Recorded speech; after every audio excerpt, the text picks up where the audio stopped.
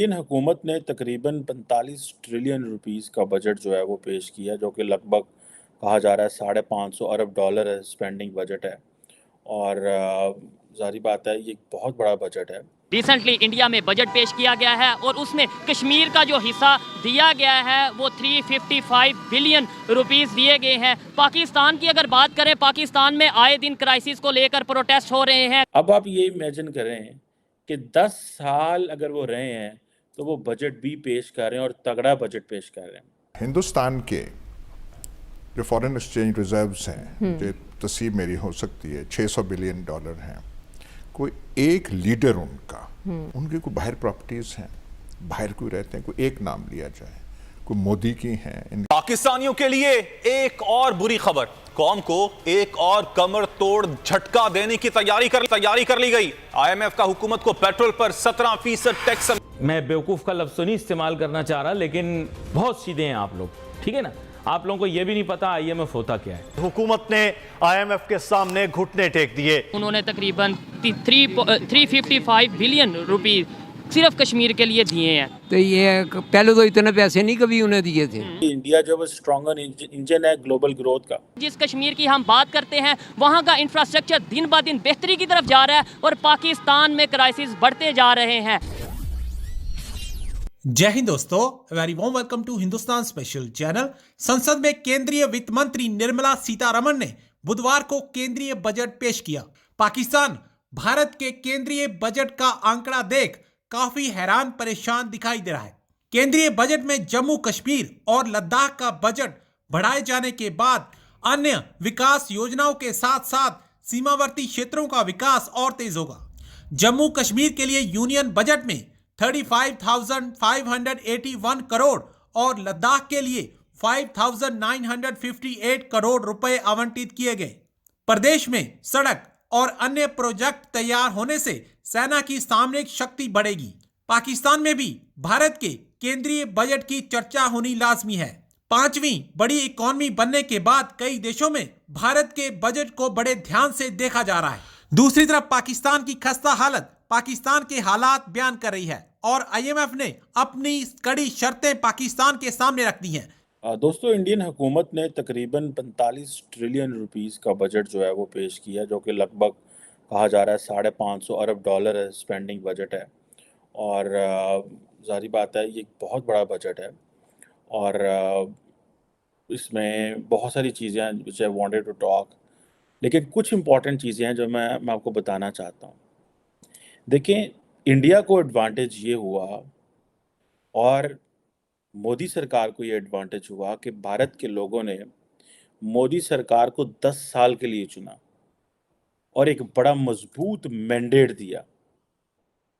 जो finance minister Nirmala madam है, उन्होंने भी ये बात की है कि जो स्ट्रॉन्ग मैंडेट ही स्टेबिलिटी लेके आता है और इसीलिए जो आइडिया ऑफ इंडिया वो अट्रैक्टिव हुआ।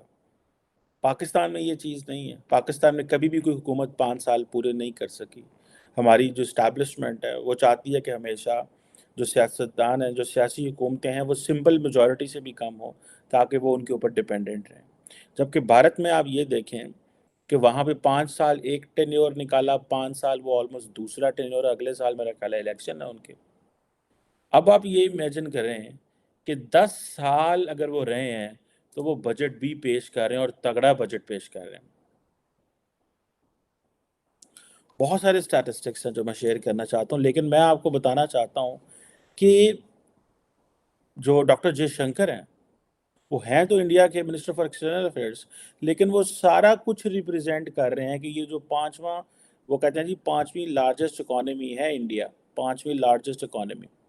और हमने अपना जो दुनिया के सामने बजट रखा है, उन्होंने बेसिकली 10 इंपॉर्टेंट चीज़ें गिनवाई हैं। उन्होंने कहा जी इंडिया जो है वो एक, पहली बात उन्होंने ये कि नहीं, इंडिया जो है स्ट्रॉन्गर इंजन है ग्लोबल ग्रोथ का। ठीक है जी। वो कह रहे हैं जो कैपिटल इन्वेस्टमेंट आउटले है वो तकरीबन 10 ट्रिलियन रुपीज़ है। ठीक है जनाब, इंडियन रुपीज़, जो कि तकरीबन more than 3% of the GDP है। यानी कि आप देखें कि वो कह रहे हैं ग्रोथ ही हमसे हो रही है, इंजन ऑफ ग्रोथ है। This is what he is telling to the world. This is the first thing which Dr. Jaishankar as a Minister for External Affairs, मुझे नहीं याद पाकिस्तान के फाइनेंस मिनिस्टर जो है, फॉरेन मिनिस्टर है, वो फाइनेंस मिनिस्टर या गवर्नमेंट की जो चीज़ें हैं वो आके ट्वीट करे या लोगों को बताए या फॉरेन ऑफिस जो है वो अपनी प्रेस रिलीज बताए और कहे कि देखो ये इकॉनमी है, ये मेरी सक्सेस है।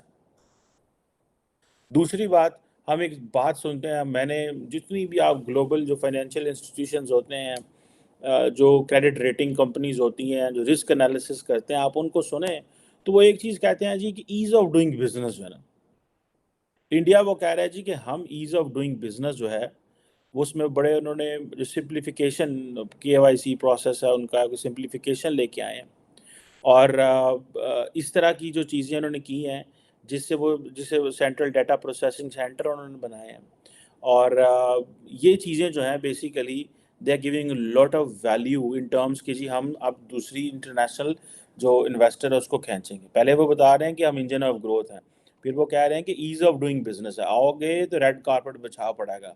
पाकिस्तान की तरह नहीं है कि सिर्फ चीनियों को ही रेड कारपेट मिलेगा और वो भी चीनियों ने ज़बरदस्ती डलवाया हमसे रेड कारपेट, क्योंकि उनके पास बहुत कुछ था देने का। हमने वो फटाफट वो महंगे दामों वो सूद वाले कर्जे तो ले लिए और अब वो किसी और मुल्क को हम वो फेवर देने को तैयार नहीं थे, जिसके ऊपर I have personal understanding of that and I have met people जिन्होंने कंप्लेंट्स की हुई हैं। और अब जब फॉरेन डायरेक्ट जब इसकी ईज़ ऑफ डूइंग बिजनेस की आती है बात, तो वो कहते हैं जी ठीक है हम जो है वो इनडायरेक्ट टैक्स सपोर्ट देंगे मैन्युफैक्चरिंग को, कंप्लायंस है, इनकम टैक्स के बेनिफिट्स हैं, स्टार्टअप्स के बेनिफिट्स देंगे। दिस इज़ व्हाट वो अपने दुनिया को इमेज ये दिखा रहे हैं।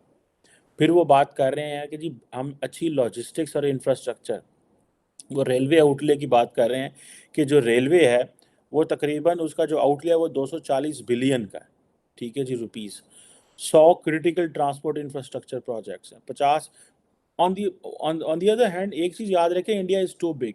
India is a country for 1.4 billion people. India is not a country for 200 million people और 300 मिलियन पीपल और 400 मिलियन और 500। इवन आप देख लें अमेरिका भी जो है that is a country for 350 million people. Okay, so ये चीज़ें जो हैं ये लॉजिस्टिक्स एंड इंफ्रास्ट्रक्चर पे वो they are putting a lot of money. Recently India में बजट पेश किया गया है और उसमें कश्मीर का जो हिस्सा दिया गया है वो 355 बिलियन रुपीस दिए गए हैं। पाकिस्तान की अगर बात करें, पाकिस्तान में आए दिन क्राइसिस को लेकर प्रोटेस्ट हो रहे हैं, कभी पीपल पार्टी, कभी PTI, कभी नून लीग, कभी जमात इस्लामी, तो कभी कोई पार्टी। लेकिन हर एक प्रोटेस्ट में, हर एक जलसे में अगर नारा लगाया जाता है वो यही लगाया जाता है, भारत का जो यार है वो गद्दार है। इंटरनेशनल लेवल पर हम जाके कहते हैं कि हमें रिलेशन बेहतर करने हैं, पब्लिक को हम बताते हैं कि भारत का जो यार है वो गद्दार है। इसी हवाले से पाकिस्तान पीपल पार्टी का यहाँ पे प्रोटेस्ट जारी है। उनके रहनुमाओं से, उनके लीडर से बात करेंगे कि क्या ये दोगली पॉलिसी नहीं है। दुनिया टेक्नोलॉजी की तरफ तेज़ी से बढ़ रही है, दुनिया डेवलपमेंट की तरफ जा रही है। जिस कश्मीर की हम बात करते हैं वहाँ का इंफ्रास्ट्रक्चर दिन ब दिन बेहतरी की तरफ जा रहा है और पाकिस्तान में क्राइसिस बढ़ते जा रहे हैं।